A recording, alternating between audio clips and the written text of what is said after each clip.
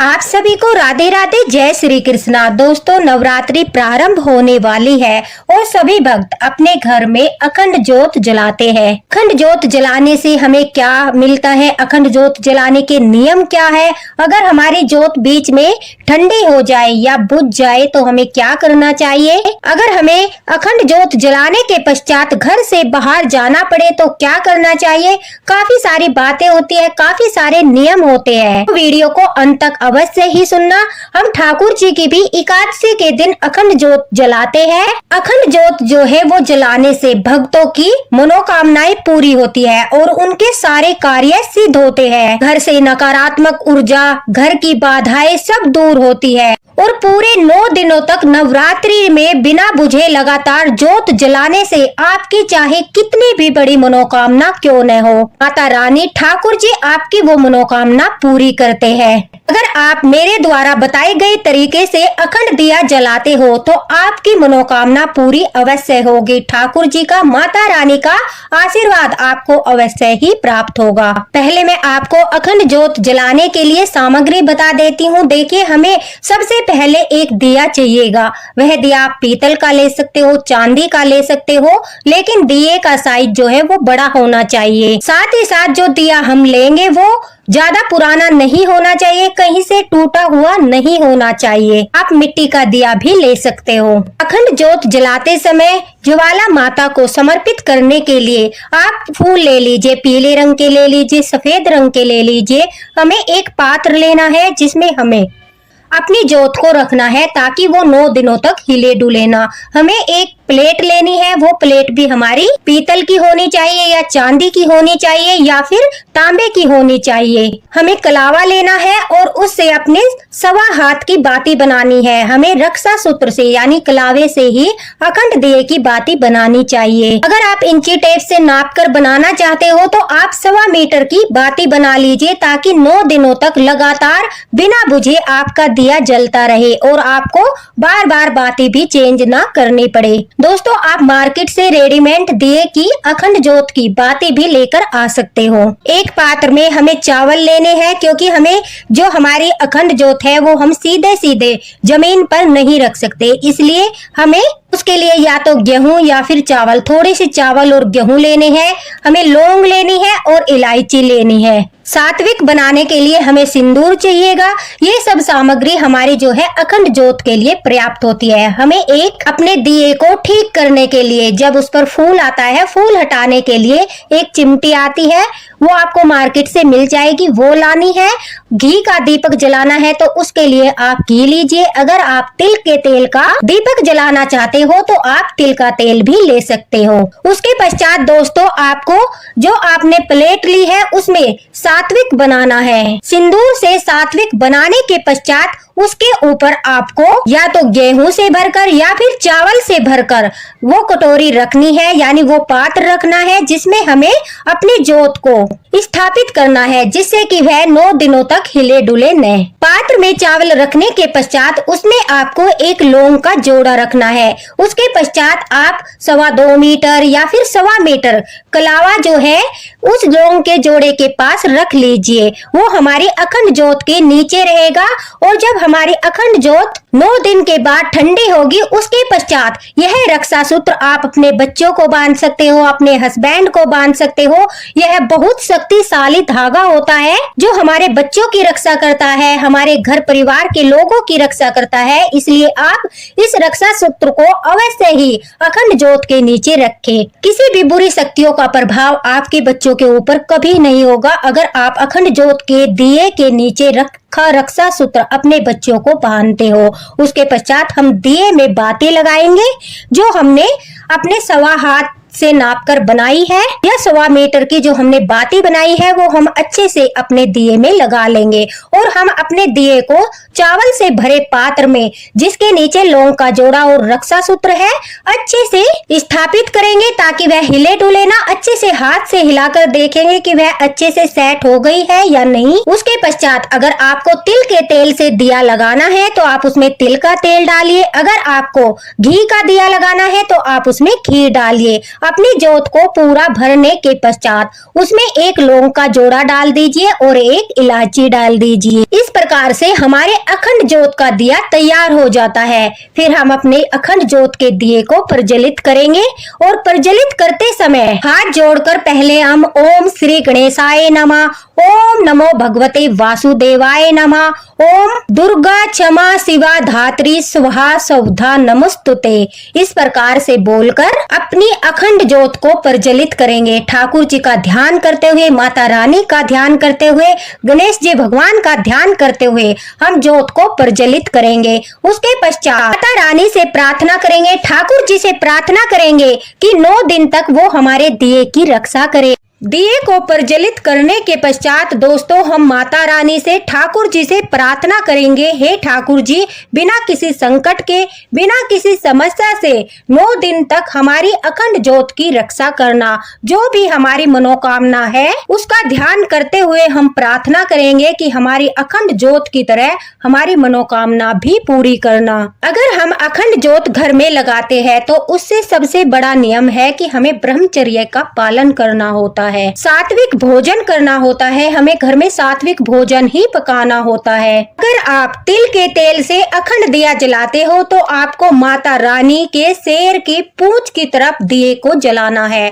अगर आप घी का दीपक जलाते हो तो आपको माता रानी के शेर के मुख की तरफ दिए को जलाना है। तो ये ध्यान रखने योग्य बातें हैं। अगर आप अखंड जोत जलाते हो तो कभी भी सीधे जमीन पर नहीं रखना है, हमेशा अन्न या चावल के ऊपर ही आपको जोत को विराजित करना है। यदि आप घी की जोत जला रहे हो तो दाईं ओर रखना है, यदि तेल की जोत जला रहे हो तो बाईं ओर रखना है। दोस्तों जोत जलाने के बाद कभी भी घर को अकेला न छोड़े, घर पर ताला न लगाए, कोई न कोई व्यक्ति अवश्य ही घर पर होना चाहिए। अगर आपको दिशाएं समझ नहीं आती कि हमें किस तरफ दिया रखना है तो आप माता रानी के बिल्कुल सामने, उनके मुख के सामने अपनी अखंड जोत को जो है स्थापित कर सकते हो। अगर किसी कारणवश आपकी जोत ठंडी हो जाती है, आपका दिया बुझ जाता है तो आपको घबराने की आवश्यकता नहीं है। माता रानी से, ठाकुर जी से क्षमा याचना करते हुए नई बाती बनाकर आपको अपनी अखंड जोत को फिर से प्रज्वलित करना है। माता रानी से प्रार्थना करनी है कि वो आपको शक्ति दे कि आप 9 दिन तक उनकी अखंड जोत को सावधानी पूर्वक जला सके। देखिए दोस्तों, अगर आप अखंड जोत जो है हमारी, उस पर फूल आता है, उस फूल को हटाने के लिए हम चिमटी का इस्तेमाल करते हैं, लेकिन फूल को हटाते समय हमें सावधानी बरतनी चाहिए। उस समय हमारी जोत ठंडी हो सकती है, इसलिए हमें अपनी अखंड जोत से दूसरा एक दिया, जिस प्रकार मैं बता रही हूँ वीडियो में देखिए, हमें एक दिया अपनी अखंड जोत से प्रज्वलित कर लेना है। क्योंकि बाई चांस अगर हमारा अखंड जोत का दिया ठंडा हो जाए तो हमारी जो अखंड जोत की बाती है हम उसे फिर से प्रज्वलित कर सकते हैं। जो दिया हमने अपनी अखंड जोत से जलाया है उससे हमारा दिया जो है वो ठंडा नहीं माना जाएगा। इसलिए एक दूसरा दीपक लेकर हम अखंड जोत से प्रज्वलित करके फिर हम फूल को सावधानी पूर्वक हटाए। कोशिश करें कि उस दौरान हमारा दिया ठंडा न हो। लेकिन अगर किसी कारणवश ठंडा हो जाता है तो तुरंत से जो हमने दिया प्रज्वलित किया है उससे हमें दोबारा से अखंड जोत जला देनी है। और बहुत अच्छी बात बताती हूँ, जो हम फूल अपनी अखंड जोत से उतारते हैं उस फूल को हमें फेंकना नहीं चाहिए या फिर विसर्जित नहीं करना चाहिए। आप एक छोटी सी डब्बी ले लीजिए, जब जब फूल आए आप अपने अखंड जोत से वो फूल हटाए, उस फूल को अपनी डिब्बी में रख लीजिए। वो हमारे आराध्य का, वो हमारे ठाकुर जी का, हमारी माता रानी का बहुत बड़ा आशीर्वाद होता है। आप उस फूल की जो है राख से अपने बच्चों को तिलक कर सकते हो, स्वयं तिलक लगा सकते हो। वो हमारे आराध्य का इतना बड़ा आशीर्वाद होता है कि वो हमें आसानी से प्राप्त नहीं होता। जब हम अखंड दिया जलाते हैं हमारे आराध्य प्रसन्न होते हैं, प्रसन्न होकर हमारे ऊपर कृपा बरसाते हैं और वह अपने होने का हमें संकेत देते हैं। उस समय हमारी जोत में फूल बनता है। इसलिए उस फूल को उतारने के पश्चात आपको उसे फेंकना नहीं चाहिए, उसे अपने आराध्य का आशीर्वाद मानकर आपको एकत्रित करना है और उस शक्तिशाली राख को हमेशा अपने पास रखना है। यह जानकारी आपको कोई नहीं देगा क्योंकि ये एक रहस्यमयी जानकारी है। इसलिए